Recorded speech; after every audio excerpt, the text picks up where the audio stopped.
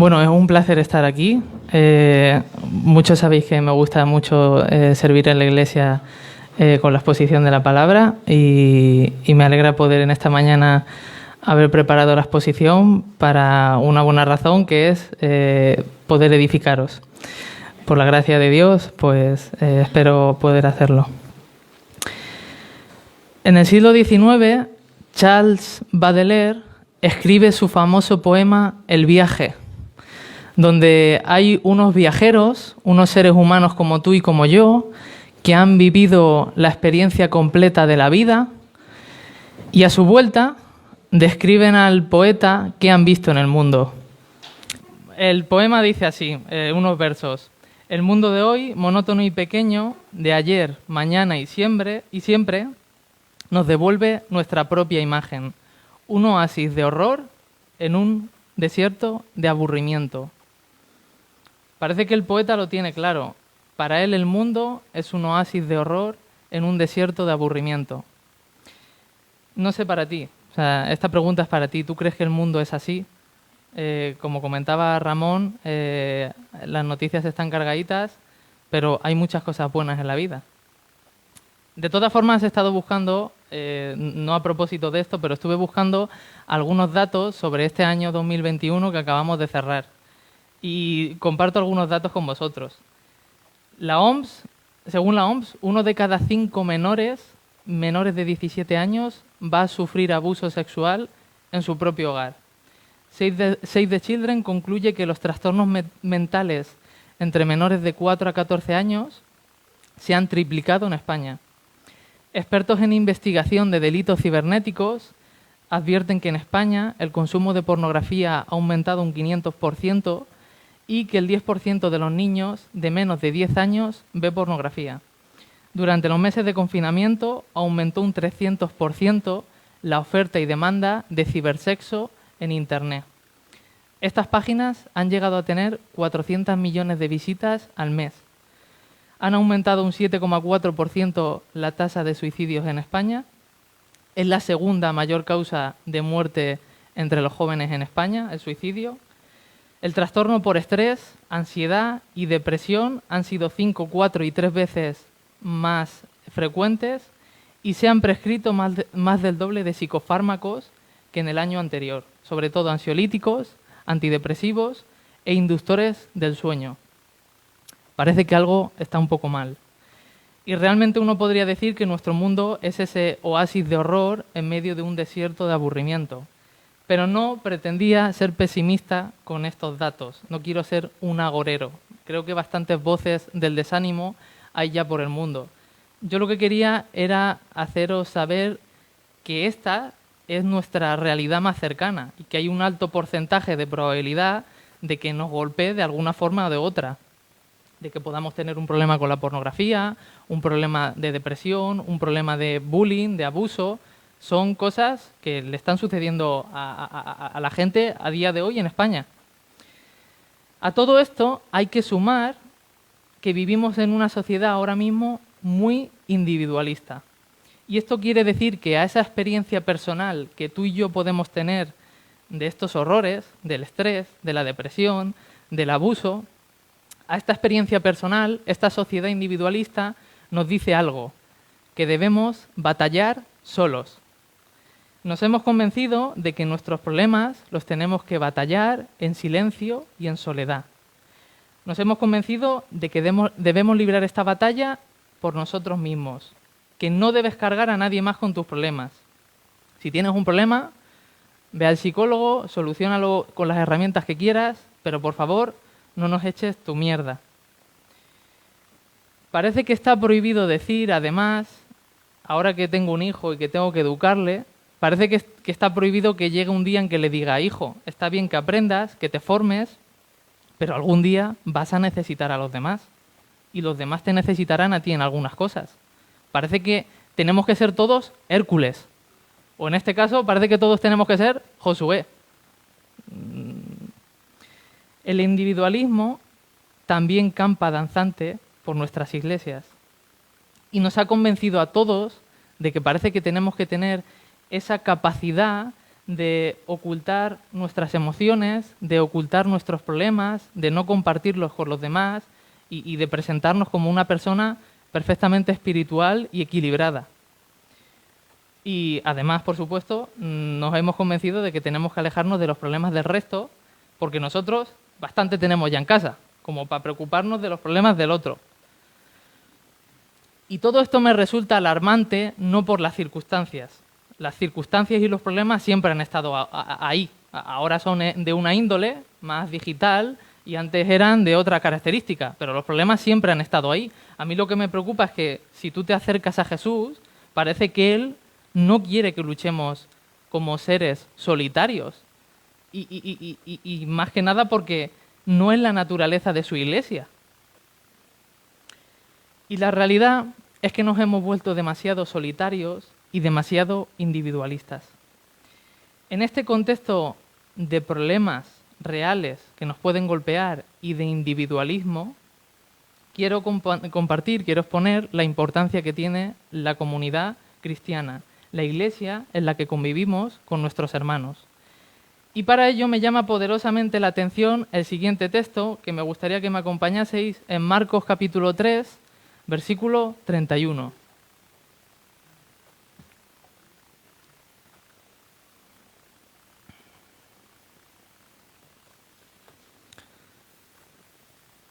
Voy a leerlo y antes de leerlo, por supuesto que tengáis claro que no soy una eminencia en este tema, voy a exponer cosas que está trabajando Dios conmigo.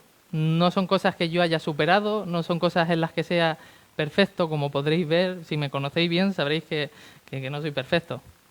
Soy manchego, eso sí, pero por lo demás no. Entonces son cosas que no quiero hablaros desde ningún pedestal. Vengo a hablaros de cosas que Dios está tratando conmigo a día de hoy y que tengo que mejorar muchísimo.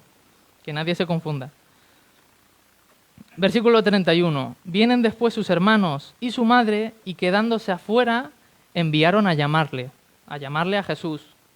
Y la gente que estaba sentada alrededor de él le dijo, tu madre y tus hermanos están afuera y te buscan.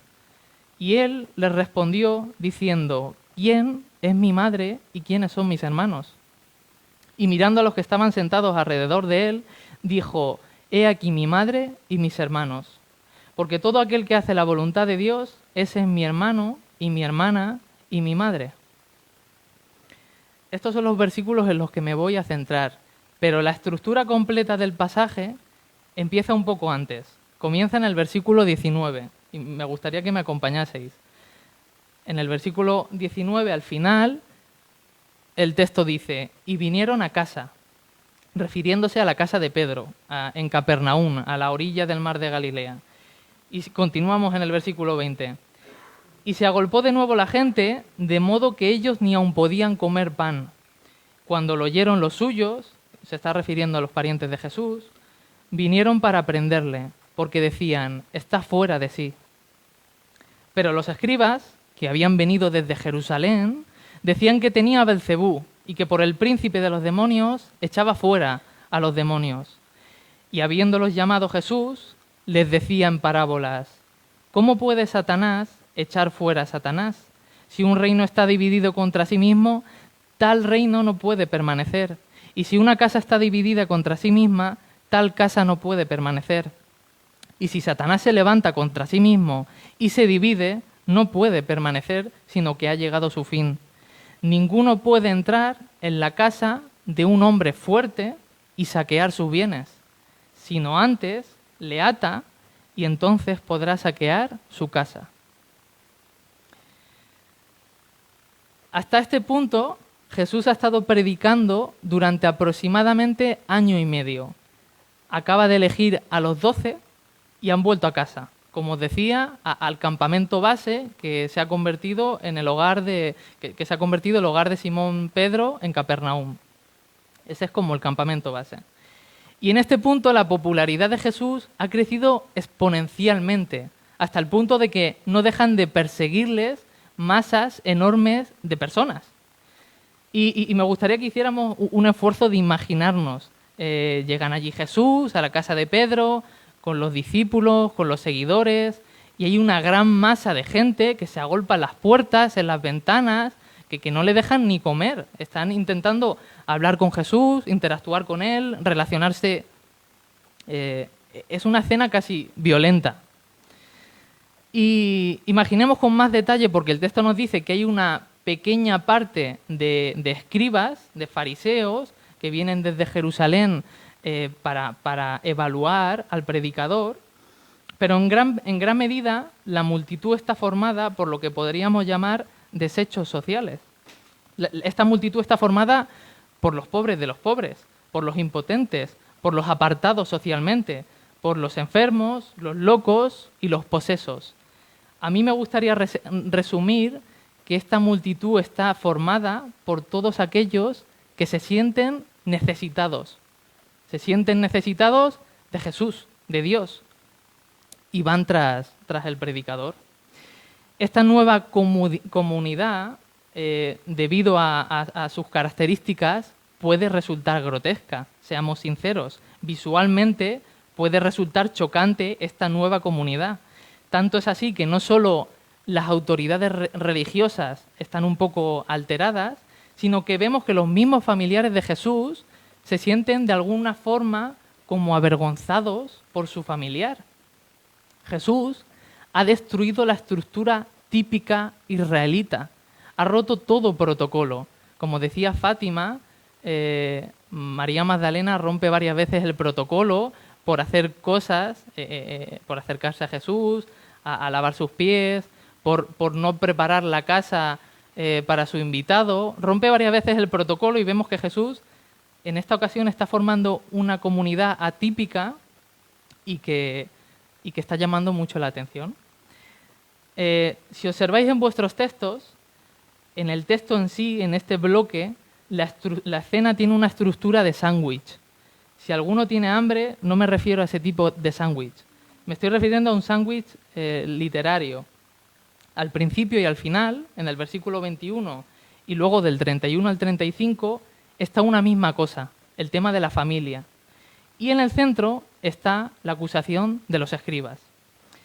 Y aunque pareciera que no hay relación entre estos temas, hay un tema común a lo largo de todo el bloque, y es la casa. Del griego oikos, se repite constantemente en todo el bloque.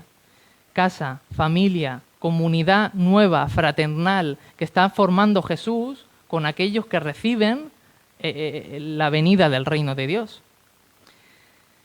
Pero he aquí la condena de unos, los familiares, que toman por loco a Jesús, que pretenden raptarle, sacarle de allí, sacarle de aquella casa, de esa comunidad, porque se creen con el derecho de imponer su criterio a su familiar.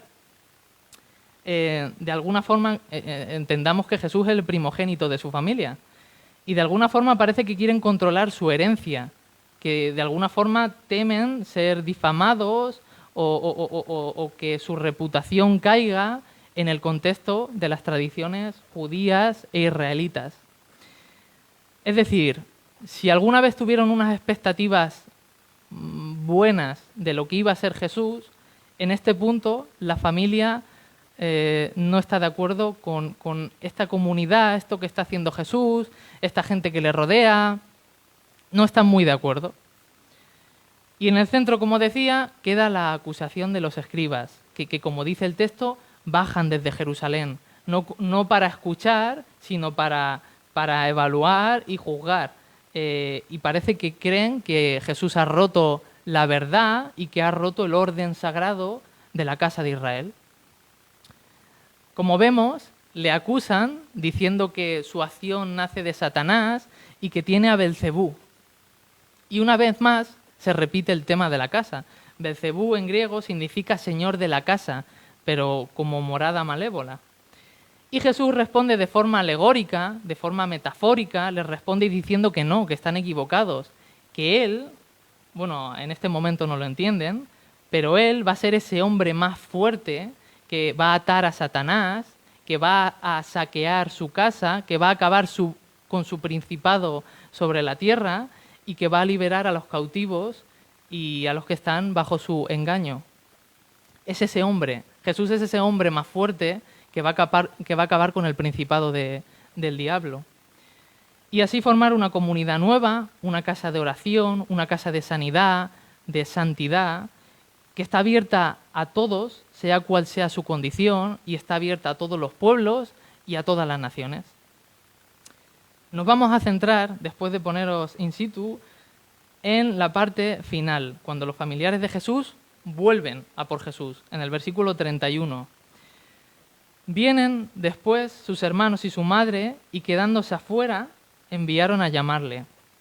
Y la gente que estaba sentada alrededor de él le dijo: tu madre y tus hermanos están afuera y te buscan.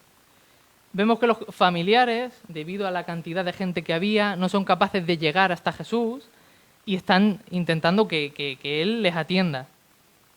Los familiares han tenido que presenciar toda la escena, han tenido que presenciar la discusión de Jesús con los fariseos, la explicación de Jesús, y aún así insisten en que tienen que coger a Jesús, en que tienen que detener de alguna forma a este hombre peligroso, tal y como dice en el versículo 31, que está fuera de sí, y tienen que detener que este hombre pervierta a toda la comunidad y que rompa la estructura sagrada de Israel. Esto me parece muy fuerte, ¿no?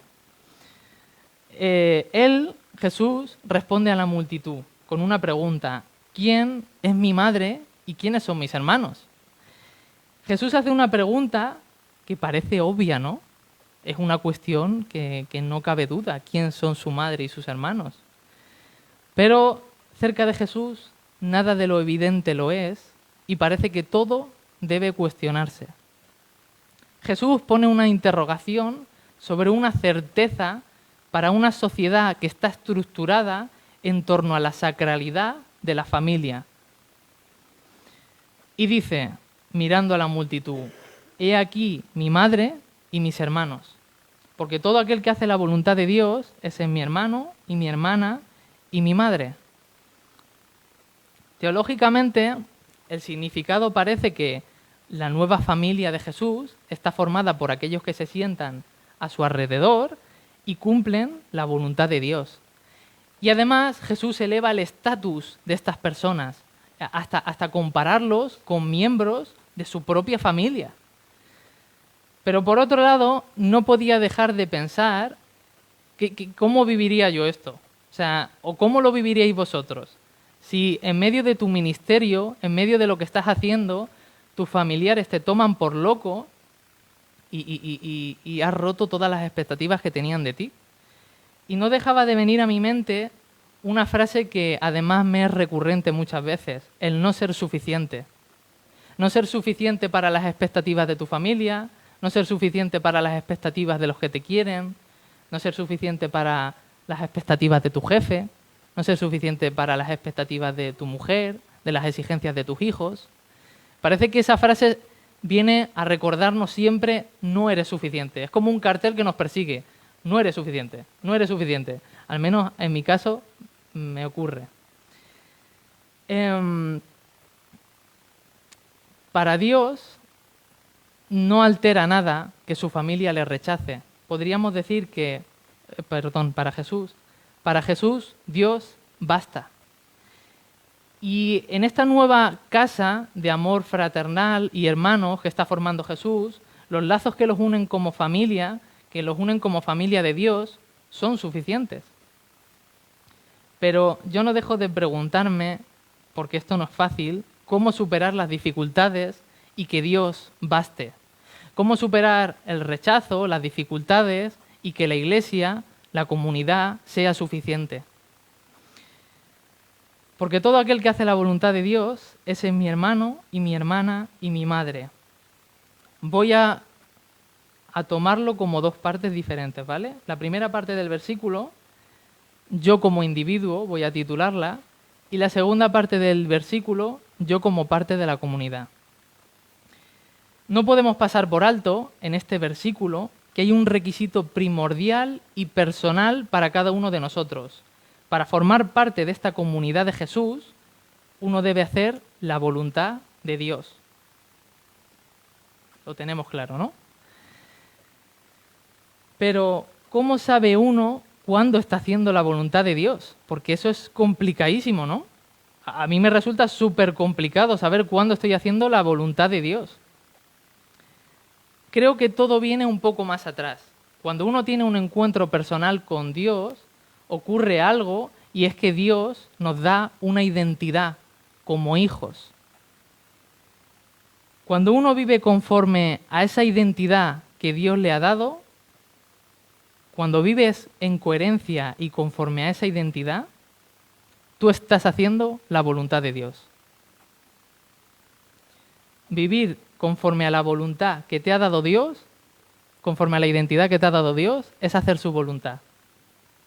Vamos a verlo más despacio. En la vida de Jesús, ¿cuándo ocurre esto en la vida de Jesús? Pues si me podéis acompañar a Marcos capítulo 1, versículo 9.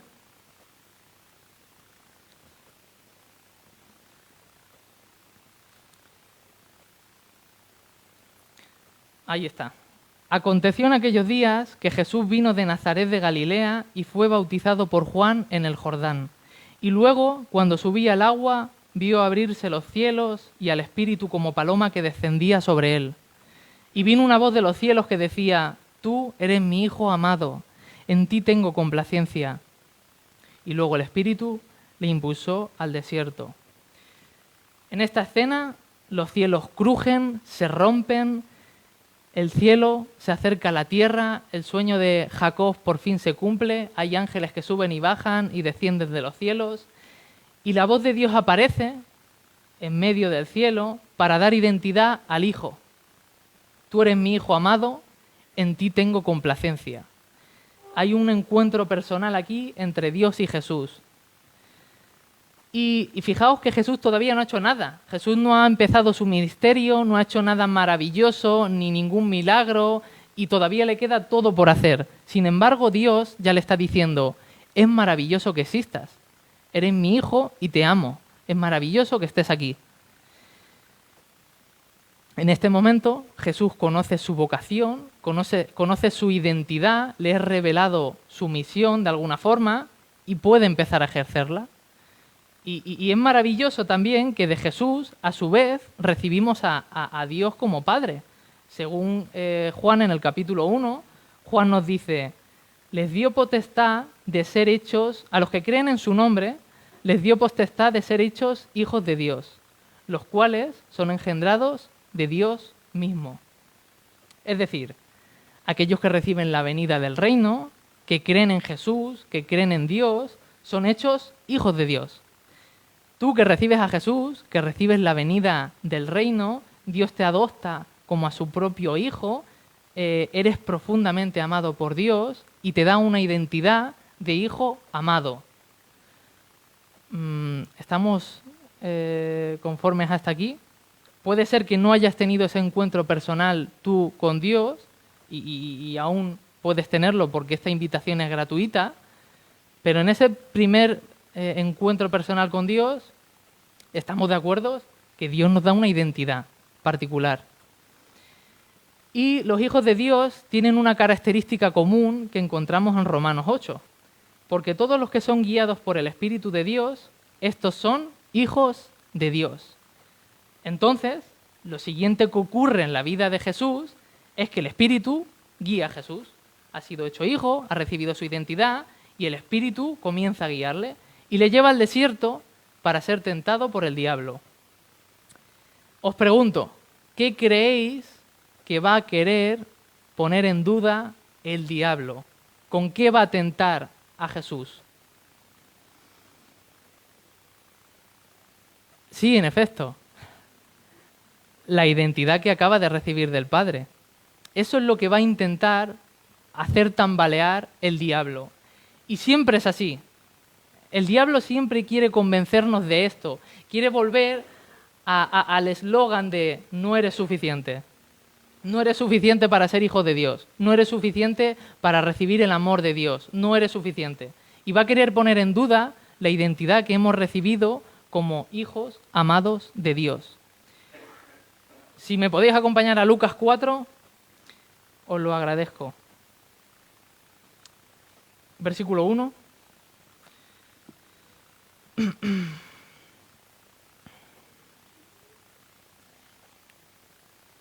Ahí está. Jesús, lleno del Espíritu Santo, volvió del Jordán y fue llevado por el Espíritu al desierto por 40 días y era tentado por el diablo. Y no comió nada en aquellos días, pasados los cuales tuvo hambre. Me gustaría reparar en este detalle que nos da el texto. Y tuvo hambre. He tenido que quitar un bloque completo de lo que había escrito porque daba como para otra prédica de solo el y tuvo hambre. He tenido que decidir si quitarlo o no, pero he tenido que quitarlo por amor al tiempo, quizá otro día, ¿vale? Solo quiero reparar en un detalle que me parece importante de este y tuvo hambre. No creo que esté ahí por casualidad. Creo que Jesús era plenamente consciente de su realidad interior y exterior. Era completamente consciente de que tenía hambre. El hambre es una necesidad biológica como respirar, y cuando uno deja de hacerlo, surgen emociones. Si alguno de vosotros es sincero, seguramente sea consciente de que cuando tiene hambre se enfada, o de que cuando tiene sueño se enfada. En este momento en el que Jesús tiene hambre, en el que están fluctuando muchas emociones, es en ese preciso momento en el que se acerca el diablo a tentarle. Y va a ser así con nosotros igual. En momentos en los que estemos al borde emocional, va a venir el diablo para tentarnos con nuestra identidad. Jesús, evidentemente, no se deja llevar por esta emoción, por este sentimiento, pero es consciente de ese sentimiento y lo evalúa a la luz de Dios. No me quiero meter mucho en este tema, ¿vale? Solo quiero decir que creo que debemos ser transparentes con Dios sobre qué sentimos y qué emociones tenemos. No creo que ocultar las emociones sea ninguna buena idea, porque Dios creo que tiene el poder para darnos discernimiento sobre nuestras emociones, para hacernos entender cuándo tener hambre está bien y puedes ir a desayunar, o cuándo tener hambre está mal, cuándo sentirte con ira está bien o cuándo está mal, cuándo sentirte curioso está bien y cuándo es un peligro. Creo que Dios nos da ese discernimiento y deberíamos ser más transparentes con Él sobre qué sentimos y dejar de hacer una pompa donde guardar todas nuestras emociones hasta que un día explote. Entonces, hasta aquí, el diablo quiere que Jesús, como he dicho, dude de su identidad en Dios. Pero si ahora os vais a fijar que si nosotros cayésemos en cualquiera de estas tentaciones que vamos a ver a continuación, si nosotros nos dejásemos engañar y perdiéramos nuestra identidad, dudásemos de ella, esto tendría una repercusión directa sobre las personas que nos rodean, sobre nuestros hermanos en la iglesia. Si dudamos de nuestra identidad, va a tener una repercusión directa sobre nuestros hermanos. Tengamos claro que si nuestra identidad en Cristo tiembla, nuestra relación con nuestros hermanos es sacudida. Porque no podemos ser hermanos, hermanas y madres si no tenemos clara nuestra identidad en Dios. Vale, versículo 3, primera tentación. Soy lo que hago. Voy a leer. Entonces el diablo le dijo, si eres hijo de Dios, di a estas piedras que se conviertan en pan. Jesús respondió diciendo, escrito está, no solo de pan vivirá el hombre, sino de toda la palabra de Dios. Creo que le está tentando con soy lo que hago. Son 3 tentaciones, ¿vale? El ministerio de Jesús acaba de comenzar, no ha hecho nada extraordinario, no ha hecho nada que llame la atención, se podría decir que aún no ha logrado nada, y hambriento como está en este momento, parece ser un buen momento para convertir cosas en pan, ¿no? Pero el éxito terrenal que nos da esas cosas que conseguimos no define quiénes somos ni el valor que tenemos. Me acordaba de 1 Corintios 13, cuando Pablo en esta carta dice, si habláis en lenguas humanas y angelicales, si tienes don de profecía, si repartes alimentos, si te sacrificas, pero no tienes amor, de nada vale. Ahora pues permanecen estas 3 virtudes, la fe, la esperanza y el amor, pero la más excelente de ellas es el amor. Creo que nos preocupamos demasiado por qué cosas hacemos, por qué cosas podemos llegar a hacer. Pero lo que realmente debemos pensar es ¿Por qué hago esas cosas? ¿Por qué hacemos esas cosas? ¿Por qué vengo aquí, me preparo la palabra y quiero exponerla? ¿Por qué los viernes me preparo las reuniones y estoy con los jóvenes? ¿Para que me vean? ¿Para que alguien venga a darme un aplauso, una palmadita? ¿Por qué me formo y voy al trabajo y hago bien mi trabajo? ¿Para que vengan a aplaudirme? ¿Por qué hacemos las cosas? ¿Por amor? ¿Las hacemos por amor a Dios? ¿Por amor a nuestros hermanos? ¿Por amor a su obra? Por encima de todo lo que hagamos, nuestro valor nos lo da nuestro Padre, que nos llama hijos amados. Esa es la máxima. Ya no vas a conseguir nada más que eso, más alto que eso. Y antes lo cantábamos, me ha gustado y lo he apuntado. No hay lugar más alto que estar a tus pies. Pero vivir esto es complicado, ¿eh? Segunda tentación. Soy lo que tengo. Y leo, versículo 5. Y le llevó el diablo a un alto monte y le mostró en un momento todos los reinos de la tierra. Y le dijo el diablo, a ti te daré toda esta potestad y la gloria de ellos, porque a mí me ha sido entregada y a quien quiero la doy. Si tú, postrado, me adorares, todos serán tuyos. Y respondió Jesús, le dijo, vete de mí, Satanás, porque escrito está, al Señor tu Dios adorarás y a Él solo servirás. Lo he llamado a este bloque, esta segunda tentación, soy lo que tengo, porque parece que el diablo viene a decir a Jesús, ¿cómo puedes pensar que eres alguien si no tienes todo esto? Y de alguna forma, nosotros también nos hacemos esa pregunta. ¿Cómo podemos pensar que somos alguien si no tenemos esto, si no tenemos lo otro? Y nos comparamos con los demás, en el dinero que tienen los demás, en lo bien que visten los demás. Nos encanta comparar la formación que tenemos, el título que tiene el otro, el máster. Aunque nuestra cultura nos diga que sí, la seguridad no te la va a dar un título, un reconocimiento, un talento, un trofeo. Esa seguridad no es eterna. Jesús es quien da sentido y seguridad. Es quien da sentido a esa renuncia voluntaria que hemos hecho de nuestra vida para vivir bajo la voluntad de Dios. Tercera tentación. Soy lo que otros piensan de mí. Y leo en el versículo 9. Y le llevó a Jerusalén y le puso sobre el pináculo del templo y le dijo, si eres hijo de Dios, échate de aquí abajo, porque escrito está, a sus ángeles mandará acerca de ti y te guardarán, y en las manos te sostendrán, para que no tropieces con tu pie en piedra. Muchas gracias por la música. Respondiendo Jesús le dijo, dicho está, no tentarás al Señor tu Dios. Lo he titulado Soy lo que otros piensan de mí. Y me voy a incluir en esto, porque muchos de nosotros somos propensos a seguir la opinión de los demás. Satanás tienta a Jesús en este momento con arrojarse desde el punto más alto de Jerusalén para que todos puedan ver quién es realmente Él. Que vengan sus ángeles, que le recojan o que incluso vuele. Yo no descarto que Jesús pudiese volar. Pero en ese momento en que no le conocía a nadie, debió ser tentador para Jesús tirarse desde allí y que todos vieran quién era. Madre mía, quién es. Le damos mucha importancia a lo que otros puedan pensar de nosotros. Pero Jesús solamente le daba importancia a lo que el Padre pensase de Él. Y eso ya lo conocía. Él ya se sabía amado, se sabía hijo amado, porque en el momento de su bautismo, como hemos visto, Dios se lo revela. Eres mi hijo amado, en ti tengo complacencia. Y Jesús no necesita nada más.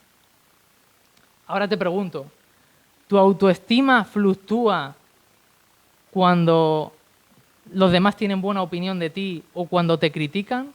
¿Tiene altibajos? A mí me pasa. Hay otra cosa que me ha llamado la atención, porque Jesús era totalmente libre.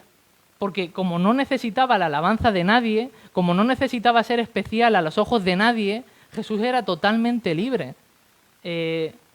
Vivimos una vida llena de apariencias también en nuestras iglesias. Nos horroriza y nos preocupa qué puedan pensar nuestros hermanos de nosotros, qué puedan pensar los hermanos de otra iglesia de nosotros. En mi caso, y os voy a ser sincero, esto tengo que seguir trabajándolo, porque muchas veces me obsesiono. ¿Por qué no ha venido este chaval a la reunión de jóvenes? ¿Por qué no vienen? ¿No les caigo bien? ¿No lo hago bien? ¿Hay algún problema conmigo? ¿Qué pensará Ramón cuando me vea que el jueves no he ido? Últimamente no he ido, además. ¿Qué pasará cuando me vean el domingo en la iglesia? ¿Qué van a pensar de mí? Esto no es nada compatible con lo que vemos aquí. No hagamos cosas para que venga nadie a darnos una palmadita en la espalda, para que vengan a decirnos, Miguel, qué bien lo has hecho, qué bien, de verdad. Debe ser suficiente saber que Dios confía en nosotros y saber lo que Dios piensa de nosotros, que somos hijos amados y en nosotros tiene complacencia. Eso nos va a mover muchísimo más que el recibir una palmadita, que eso es súper pasajero. Versículo 13. Y cuando el diablo hubo acabado toda tentación, se apartó de él por un tiempo. Creo que deberíamos seguir alarmados, que deberíamos seguir preocupados, porque como vemos aquí, el diablo se aparta solo por un tiempo. El diablo siempre vuelve para tentarnos cuando estemos hambrientos, cansados, enfurecidos, y querrá hacernos dudar siempre de lo mismo, de la identidad que hemos recibido de Dios. Algo que ya nos advierte Pedro. En Primera de Pedro, capítulo 5, nos dice, sed sobrios y velad, porque vuestro adversario el diablo, como león rugiente, anda alrededor buscando a quien devorar. Y me parece muy, muy curioso lo que dice en el versículo siguiente, en el versículo 9, al cual resistid firmes en la fe, sabiendo que los mismos padecimientos se van cumpliendo en vuestros hermanos en todo el mundo. Aquí se vuelve a repetir ese requerimiento fundamental de tener fe en Dios, de tener fe en la identidad que nos ha dado Dios para resistir las acechanzas del diablo, pero dice algo muy curioso, que es que esos padecimientos son comunes por todo el mundo a todos los hermanos. ¿Y por qué ocurre esto? Pues en Gálatas 3 escribe Pablo, porque todos los que fuisteis bautizados en Cristo, de Cristo os habéis revestido. Nos hemos revestido de Cristo. Eso quiere decir que estamos caminando el camino de la cruz. Aquellos que queremos hacer la voluntad de Dios, estamos caminando el camino de la cruz, que sabemos que es un camino que termina en resurrección y en victoria. Y gloria a Dios por eso. Pero en el que hay muchos padecimientos a lo largo del viaje. Porque todo aquel que hace la voluntad de Dios es mi hermano y mi hermana y mi madre. Pasamos al segundo bloque, yo como parte de la comunidad. Y voy a terminar enseguida. A mi hijo le han regalado, al nacer, no sé si conocéis a Sally, hay una Biblia muy conocida que se llama la Biblia de Sally, y Sally tiene varios libros. A mi hijo le han regalado unos amigos un libro de El Padre Nuestro, y hay dibujitos, es que se me ha olvidado traerlo, ¿vale? Se me ha olvidado traerlo, y a lo largo del libro tú vas viendo el Padre Nuestro como un grupo de amigos que están viviendo unas aventuras, que caminan a lo largo de un peregrinaje y que están juntos hasta el final. Creo que en el Padre Nuestro, esta oración modelo que nos deja Jesús en Mateo 6, Jesús quiere enseñarnos como iglesia a cómo orar, pero a cómo orar como iglesia, como comunidad. Nos dibuja una imagen de unidad, de amor fraternal, de convivencia en dependencia de Dios. Y nos enseña algo muy importante. Este viaje de la vida está lleno de peligros, está lleno de horrores y vamos a necesitarnos los unos a los otros. Es necesario que permanezcamos juntos. Si no, nos hubiera mandado separados. Ir solitarios por el mundo y nos vemos al final. Pero creo que no. Creo que Jesús, estoy convencido de que quiere que estemos en comunidad. 3 textos. Voy a leerlos yo, muy cortitos. En Efesios 4 nos dice Pablo, Os ruego que andéis como es digno de vocación, como es digno de la vocación con que fuisteis llamados, con toda humildad y mansedumbre, soportándoos con paciencia los unos a los otros en amor, solícitos en guardar la unidad del espíritu en el vínculo de la paz. Gálatas 6. Sobrellevad los unos las cargas de los otros y cumplid así la ley de Cristo. Primera de Corintios 12. Porque así como el cuerpo es uno y tiene muchos miembros, pero todos los miembros del cuerpo constituyen uno, así también es Cristo. Por un mismo espíritu todos fuimos bautizados en un solo cuerpo. Y dice más adelante, de manera que si un miembro padece, todos los miembros se duelen con él. Y si un miembro recibe honra, todos los miembros con él se gozan. 3 textos muy característicos que creo que conocéis bien. Aquellos que hemos recibido, como decíamos, esa identidad de parte de Dios, hemos tenido un encuentro personal con Él, empezamos a formar parte de la familia de Jesús, constituimos los miembros de una iglesia, de su iglesia. Jesús nos dice, debéis guardar esa unidad en el Espíritu, debéis cuidar esa unidad en el cuerpo de Cristo. Yo no sé de qué manera decir esto para que no suene mal, pero a la luz de estos textos no creo que nos podamos permitir el lujo de venir a la iglesia de compadreo. No podemos venir a la iglesia de colegueo. Yo ya tengo colegas ahí fuera, yo ya tengo amigos ahí fuera que son de muchos años, tengo compañeros de trabajo maravillosos, que conozco de hace mucho tiempo, que son maravillosas personas. Yo ya tengo colegas. Y seguramente con los años, si eres una persona medianamente normal, aquí vayas a hacer colegas, vayas a hacer muy buenos amigos en la iglesia, estoy seguro. Pero en primera instancia, antes que nada de eso, somos hermanos, hermanas, madres, unidos por Cristo, con el deber de cuidar de esa unidad como de nuestro propio cuerpo. Eso está por delante de cualquier otra cosa. Eso está por delante de si me llevo bien contigo o no. Está por delante de si tenemos las mismas opiniones o no. Estamos delante de ese colegueo. Cuidar esa unidad en Cristo está por delante del amigoteo que podamos tener aquí. No sé si te parece esto extremista o te parece complicado. Desde luego lo es. Si te vas a Lucas 14, ahí Jesús evalúa el costo del discipulado. Y cada uno tendrá que evaluar si realmente quiere ser discípulo de Jesús, si está dispuesto a asumir el costo del discipulado. En este caso, para Jesús, sabemos que la Iglesia tiene un papel fundamental. Esto no es el Club Social Emanuel, no es el Club Deportivo Emanuel, no es el Club Recreativo Emanuel, ni es la Comunidad de Vecinos Emanuel. Es la Iglesia de Emanuel, constituida por miembros que han conocido al Señor por la gracia de Dios. De hecho, si dejásemos de tener un local, que tenemos una suerte de tener un local, si nos encontrásemos en un país perseguido, o si en España de aquí a 10 años, por la legislación, pudiéramos dejar de tener local, ¿íbamos a dejar de ser iglesia? A lo mejor nos tendríamos que juntar en las casas de unos o de otros, pero seguiríamos siendo iglesia. No podemos permitirnos el lujo de hablar de nosotros como si fuéramos vecinos. No podemos permitirnos el lujo de faltarnos el respeto, de hablar de nosotros y del otro como de los colegas del trabajo, que tampoco está bien.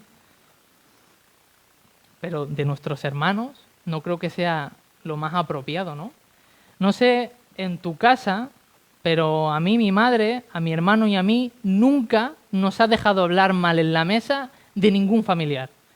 Por muy puñetero que fuese, nunca hemos hablado mal de nadie, porque no se debe hacer, porque es la familia que nos ha tocado y no vamos a hablar mal de él. ¿Por qué es diferente entre nosotros? ¿No es más grande lo que nos ha unido a nosotros que la sangre? ¿Lo crees de verdad? ¿Crees en eso? ¿Qué clase de testimonio pretendemos dar en el mundo si ni siquiera sabemos amarnos y cuidarnos entre nosotros aquí? ¿Qué testimonio podemos dar ahí fuera? Además, en ese mismo capítulo de Juan 15, Jesús nos dice: en esto conocerán todos que sois mis discípulos, si tuvierais amor los unos por los otros. Es una señal de identidad. Aunque nos cueste admitirlo y aunque nos cueste vivirlo, vamos a necesitarnos unos a otros. Las dificultades cada vez son mayores, los horrores cada vez son más oscuros, y solo permaneciendo unidos en lo que ha unido el Espíritu de Dios, permaneciendo unidos a Cristo, a su Iglesia, vamos a poder perseverar hasta el final. Tenemos esa obligación, tenemos la obligación de cuidar de esa unidad. Voy a poner un ejemplo que lo explica muy bien Pablo, de manera que si un miembro padece, todos los miembros se duelen. Si tú mañana te levantas y te duele el hombro, te va a doler ese día. A los 2 días te va a seguir doliendo el hombro. Pasarán los días y el dolor se volverá continuo y todos los días te dolerá el hombro, hasta que no puedas dormir bien por las noches por el dolor de hombro. Y tu cuerpo entero se va a resentir y te vas a levantar por las mañanas cansado. Eso mismo pasa en la Iglesia. Si un miembro se duele, todos los demás nos dolemos. Y debemos estar atentos y pendientes de nuestros hermanos para poder llevar nuestras cargas juntos, para poder ayudar a esos miembros que estén en problemas, que tengan una dificultad. Y no solo mostrarnos serviciales, sino ser transparentes. Oye, tengo este problema. ¿Podéis orar conmigo? ¿Podéis aconsejarme? ¿Podéis estar conmigo? Debemos cuidar de esa unidad. No es tarea solo del pastor. No es una tarea solo del pastor. No, ya lo hará el pastor, que es su deber, que es su trabajo y que lo haga él. Es obligación de todos. Tú eres miembro en esta iglesia también. Evidentemente, hay hermanos afines. Habrá un hermano que sea rodilla y entenderá mejor al que es tobillo. Habrá un hermano que sea codo y entenderá mejor a la mano. Habrá hermanos con los que tengamos más afinidad, con los que podremos compartir cosas más íntimas, pero por favor, encuentra hermanos de confianza. No te guardes las cosas, sé transparente con aquellos que quieras, pero encuentra aquí personas que te pueden ayudar y a las que puedes ayudar. Mateo 10. Dice Jesús: he aquí yo os envío como ovejas en medio de lobos. No sé cuánto de campo sois vosotros. Yo me considero de campo, además mi abuelo ha tenido ovejas, he sido hijo de pastor, nieto de pastor, y a mí me encantaba ver las ovejas. Las ovejas tienen una particularidad, si os quedáis mirándola mucho rato, cuando están muy tranquilas se empiezan a separar, empiezan a separarse, empiezan a pastar, se dispersan, hasta el punto que ocupan una gran extensión de terreno y están todas separadas, no están juntas. Pero cuando las ovejas se sienten en peligro, cuando se sienten amenazadas, todas se juntan, se pegan, se huelen, se sienten, saben lo que piensa la una y la otra y se mueven juntas para proteger la unidad. Los científicos han comprobado que las ovejas viven en rebaños y hacen esto para proteger su supervivencia individual. A los lobos les es más difícil atrapar a alguna oveja si están todas juntas. Seamos sinceros, en el fondo creemos que estamos a salvo, que no estamos en peligro, no nos sentimos en peligro. Y con frecuencia, con demasiada frecuencia, nos dispersamos demasiado como rebaño. Ser iglesia, ser rebaño de Dios, es estar juntos, conocernos bien, ser transparentes los unos con los otros, tener relaciones sanas, de confianza, de amor, lejos de apariencias y de caretas. Aquí no tienes que llevar ninguna fachada. A lo mejor fuera, que te están evaluando constantemente tus jefes, tu supervisor, quien sea, a lo mejor tienes que comportarte, pero aquí no. Esto es un lugar de una casa, un hogar, para estar a salvo, para estar sano, para compartir. Aquí no tienes que llevar caretas. No tenemos que evaluarnos unos a otros. Si no, qué estrés, ¿no? ¿A dónde vamos? ¿Dónde vamos a ser nosotros mismos? Aquí puedes ser tú mismo. Me gustaba C.S. Lewis en sus memorias, habla de los hermanos con los que se convirtió en la fe. Y él decía: nos reunimos los viernes por la noche en mi casa, teóricamente para hablar de literatura, pero casi siempre para hablar de algo mejor, de Jesús. Lo que les debo a ellos es incalculable. Dyson y Tolkien fueron las causas humanas inmediatas de mi conversión. ¿Hay placer en la tierra tan grande como un círculo de amigos cristianos junto a un buen fuego? ¿Cuándo fue la última vez que le contaste a tu hermano algo personal, una necesidad? ¿Cómo te encuentras realmente, sin tapujos? Oye, me encuentro así. ¿Cuándo fue la última vez? ¿Cuándo fue la última vez en que te sentaste a escuchar de verdad a otra persona? A tener tiempo para escuchar a la otra persona, a saber cómo está, a aconsejarle, a orar con él. ¿Cuándo fue esa última vez? Y necesitamos, antes de nada, el otro día estaba pensando, cada vez hay más gente sola en nuestras iglesias. Cada vez hay más gente en nuestras iglesias que necesita que la escuchen, que necesita a alguien que la escuche un rato, hablar con alguien, que la acompañen en oración. Y necesitamos hacer todo esto por una buena razón, además de todas las que nos da Pablo, de que somos parte del cuerpo, de que tenemos que proteger esa unidad. Hay una muy buena razón para esta, antes que cualquiera. Hacerlo por aquel que nos amó primero. Hacerlo por Jesús. En Juan 15 nos dice Jesús: como el Padre me ha amado, así también yo os he amado. Permaneced en mi amor. Este es mi mandamiento, que os améis unos a otros como yo os he amado. Nadie tiene mayor amor que este, que uno ponga su vida por sus amigos. Vosotros sois mis amigos, si hacéis lo que yo os mando, y esto os mando, que os améis los unos a los otros. Jesús es mi mejor amigo, lo sabe todo de mí, ha estado siempre conmigo y seguirá haciéndolo. Nunca he conocido un amor como el de Jesús y nunca lo voy a conocer. Y de Jesús aprendo a amaros a vosotros, a escucharos, a entenderos, a serviros, a ser transparente con vosotros. De Él aprendo. Pero aunque tengo mucho que aprender, aunque todos tenemos mucho que aprender, amar la Iglesia y amar a nuestros hermanos no es una opción. Es algo que hacemos si realmente Jesús es nuestro amigo. Si realmente Jesús es nuestro amigo, amamos a los demás. Si realmente estamos haciendo la voluntad de Dios, si estamos en su hogar, si estamos en su casa, nos consideraremos, amaremos y cuidaremos los unos a los otros como un rebaño, como miembros de un cuerpo, como hermanos. Y me gustaría orar para despedir este tiempo. Padre, te damos gracias por estar hoy aquí juntos, por la suerte inmensa que tenemos de estar aquí juntos en este local, como hermanos, por tú encontrarnos un día, darnos identidad, llamarnos hijos amados y todo lo que repercute eso, Padre, que podamos ser coherentes en nuestra forma de vivir, que podamos considerar a los demás, que sepamos ayudar a los demás y ser ayudados por los demás. Y siempre, Padre, dependiendo de ti, dependiendo de Jesús, de la obra que comenzaste un día en nuestros corazones y que tú perfeccionarás hasta el día de Jesús. Te damos gracias, Padre, en el nombre de tu Hijo Jesús. Amén.